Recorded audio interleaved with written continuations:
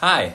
So we're continuing our learning of the Mishnah Berachot, and we are up to Chapter 5, the first Mishnah of Chapter 5, and we're continuing to learn about some of the laws having to do with prayer, specifically with the Shmona Esrei, with the Amidah.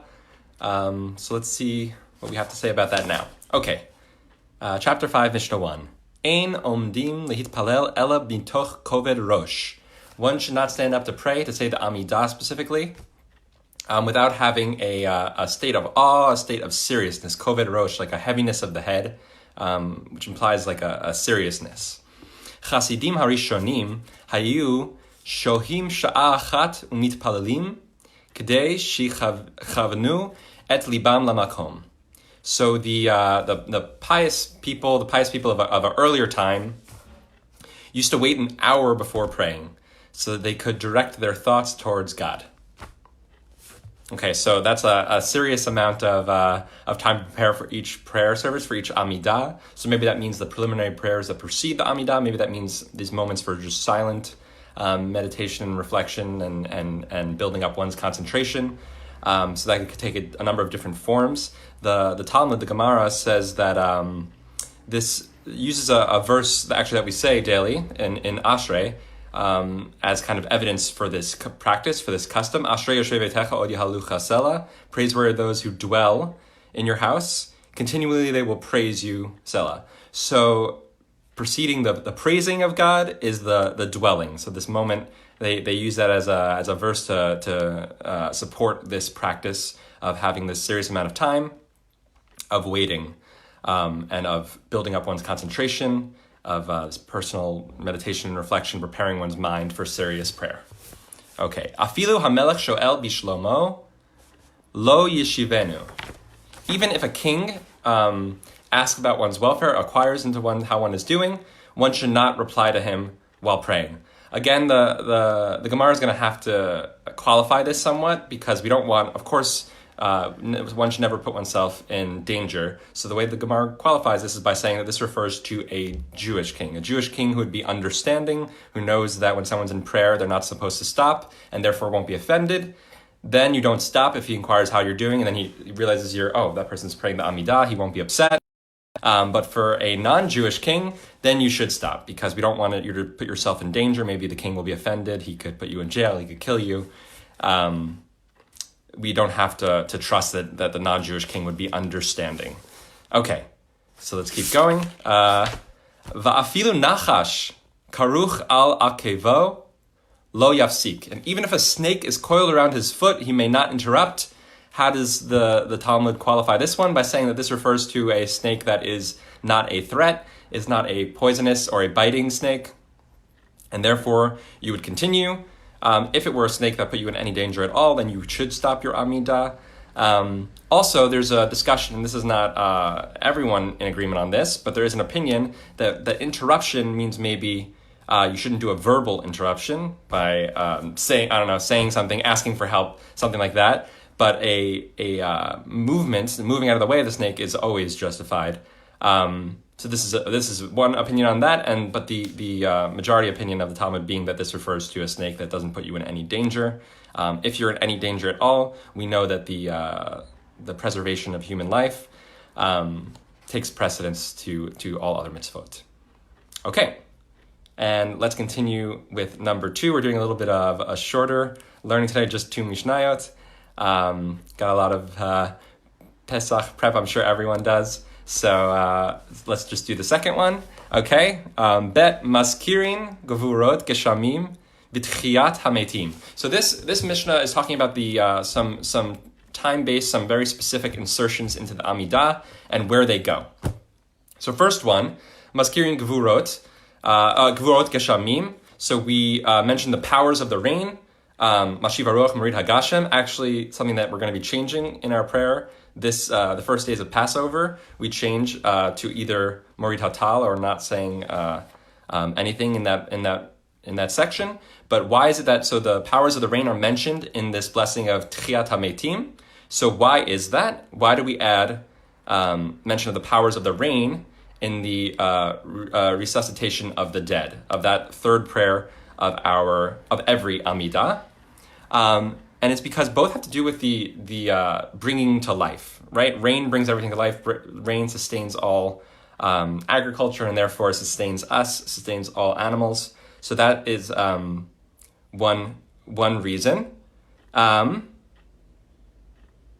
Also because of the type of blessings that occur in the Amidah, that the first three are blessings of are not blessings of request like later blessings are in the Amidah, but the first three that are always the same in any Amidah are blessings of praising God, of mentioning God's power. So this isn't a request for rain, but rather a just saying that this is God who brings the powers of the rains. So this is a mentioning of rain that has to do with praise rather than request. But we'll see the next one is about one of request. V'sho'alina geshamim b'virchat hashanim. Okay, and we ask for rain and the blessing of the years. So that's one of the middle brachot of our weekday Amidah, Birchat Hashanim, which has to do with the blessings of agriculture and for the blessing of the years. So at that point we do make our request for rain, which is also time-based, seasonal. So v'ten talumatar livracha. So that part is the request for rain. That is the insertion. V'havdalah b'chonen hada'at. And we say Havdalah, so on Mariv, Saturday night, in the evening prayers of Motzi Shabbat, we add the Havdalah to the first bracha of the middle section. So we have the first three brachot that are of the Amidah that are always the same. Then we have the middle section that there's a weekday version, there's a Shabbat version, there's ones for different holidays that changes. So why do we add Havdalah to the first of the middle brachas? So one reason could be because that is the first one that is weekday specific. That is the first one that actually is different from the Amidahs that we were saying over Shabbat. So it kind of comes to signify that we have now transitioned into weekday. So as soon as we do that, we say a bracha that's symbolizing that or acknowledging that, and therefore there we insert our Havdalah.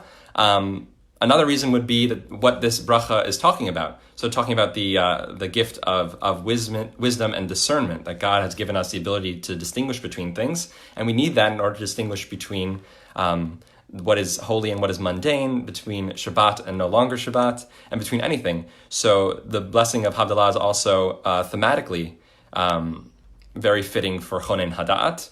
Let's continue. We're going to have different opinions about this. Rabbi Akiva Omer, Omra bracha revi'it bifnei atzma. Rabbi Akiva says that he says the fourth blessing of its own. So Rabbi Akiva say Havdalah is its own blessing.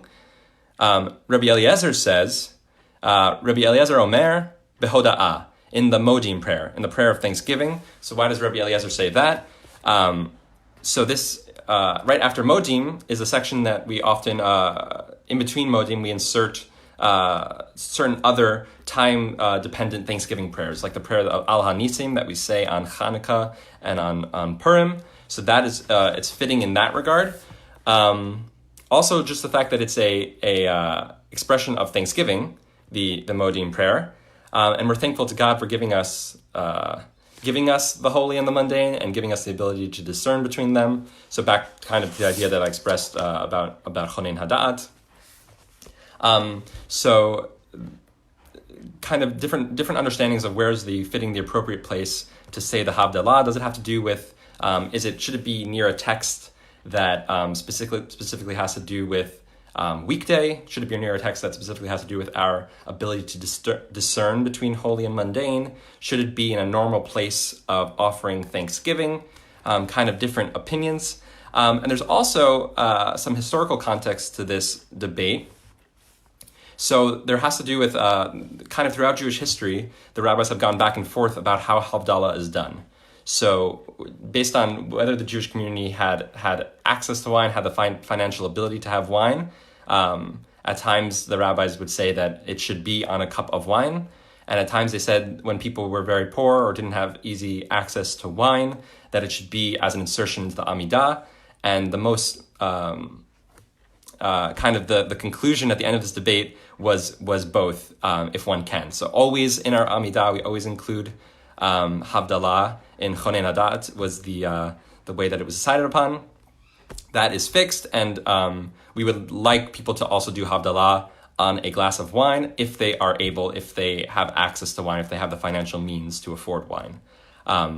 So that historical context also kind of reflects this debate, this ongoing debate, or the fact that this was still a debate for the rabbis in the Mishnah about where to put it. We knew that we need to have it in the Amidah because we're concerned that people don't have wine during their time. So then there was a debate about where exactly, what thematically fits best for putting the Havdalah prayer. Okay, we'll stop there, and we'll, I guess, not continue next week. Wednesday is Yontif, so we will maybe do it earlier. Our next session of learning Mishnah Berachot. I wish everyone Chag Kasher V'Sameach, a very happy Passover, and continued good health and prosperity and well-being to all. Chag Sameach. Bye.